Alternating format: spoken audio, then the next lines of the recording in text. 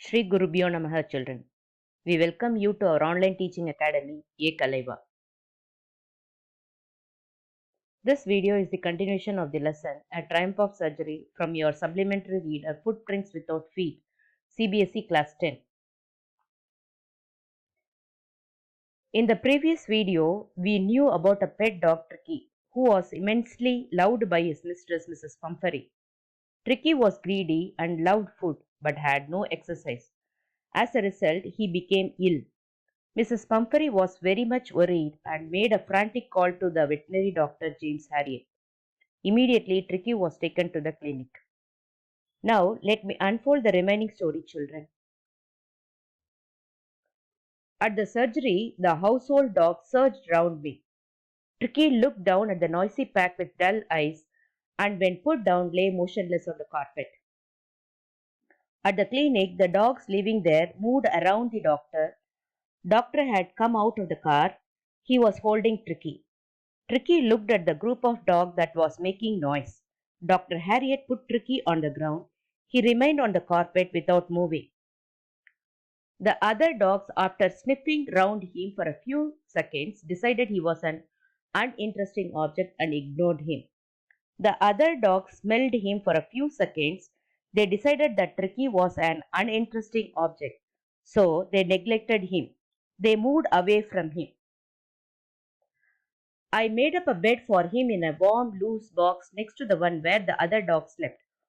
For 2 days, I kept an eye on him, giving him no food but plenty of water. Tricky was put in a warm, big box. The box was placed near to a place where the other dogs were sleeping. For 2 days, Dr. Harriet kept him under observation. Doctor did not give him any food. He was given only lot of water. At the end of the second day, he started to show some interest in his surroundings, and on the third, he began to whimper when he heard the dogs in the yard. He showed some interest in the things around him at the end of the second day. On the third day, when he heard sound of other dogs, he started making some weak sounds. When I opened the door, Tricky trotted out and was immediately engulfed by Joe, the greyhound, and his friends. After rolling him over and thoroughly inspecting him, the dogs moved off down the garden. Tricky followed them, rolling slightly with his surplus fat.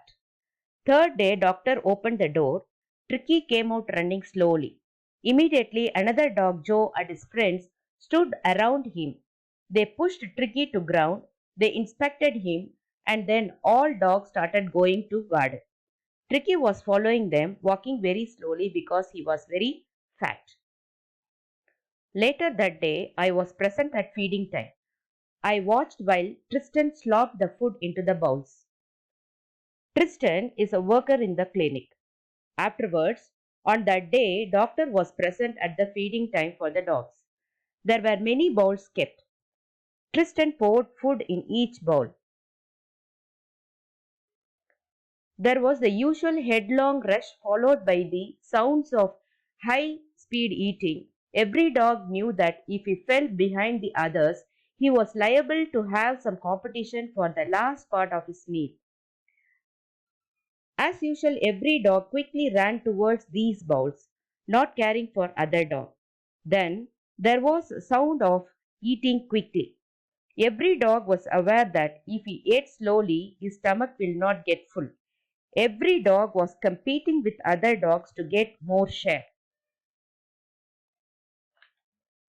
When they had finished, Tricky took a walk round the shining bowls, licking casually inside one or two of them. Next day, an extra bowl was put out for him, and I was pleased to see him jostling his way towards it. After every dog had completed their eating, Tricky reached the bowls. He walked around bowls. These were shining because other dogs had eaten all the food.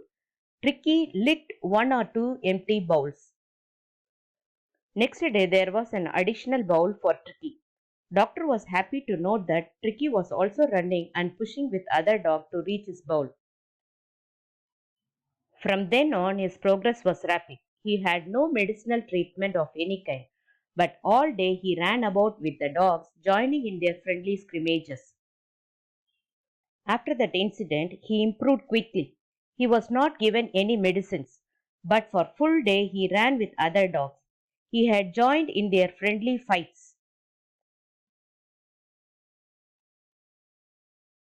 He discovered the joys of being bowled over, tramped on, and squashed every few minutes. He found the happiness of being thrown to ground, somebody walking on him, or he was crushed between many dogs.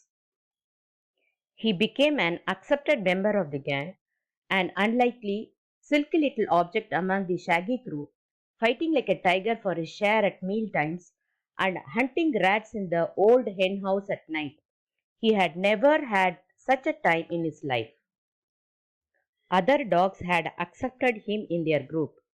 He looked a different silky little object while other dogs were tough looking dogs. He started fighting for his meal. He started hunting for rats in the hen house during night. He had never enjoyed these things in his lifetime. All the while, Mrs. Pumphrey hovered anxiously in the background, ringing a dozen times a day for the latest bulletins. During the same time, Mrs. Pumphrey anxiously remained in her house. She would give a call almost 12 times in a day for the latest information about Tricky. I dodged the questions about whether his cushions were being turned regularly or his correct coat worn according to the weather, but I was able to tell her that the little fellow was out of danger and convalescing rapidly. Doctor avoided answering questions about cushions being changed regularly or if Tricky was wearing the correct coat as per weather, but doctor told her that the little dog was out of danger and his health was improving quickly. The word convalescing seemed to do something to Mrs. Pumphrey. She started to bring round fresh eggs, 2 dozen at a time, to build up Tricky's strength. Mrs. Pumphrey appeared to be affected by the word convalescing. She started bringing 2 dozen fresh eggs during her every visit. This was to increase strength of Tricky. For a happy period, my partner and I had 2 eggs each for breakfast. But when the bottles of wine began to arrive, the real possibilities of the situation began to dawn on the household. For a long time, Doctor and his partners used to eat 2 eggs for breakfast. Eggs were not given to Tricky. His food was the same as that for other dogs.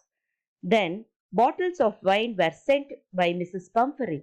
Now, people at the hospital understood the real situation of Tricky. It was to enrich Tricky's blood.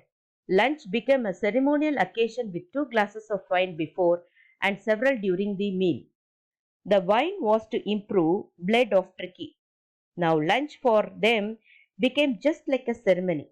They started having 2 glasses of wine before food and many glasses during meal. We could hardly believe it when the brandy came to put a final edge on Tricky's constitution. For a few nights, the fine spirit was rolled around, inhaled, and reverently drunk. They could hardly believe when Mrs. Pumphrey sent brandy. It was to be added in the food of Tricky.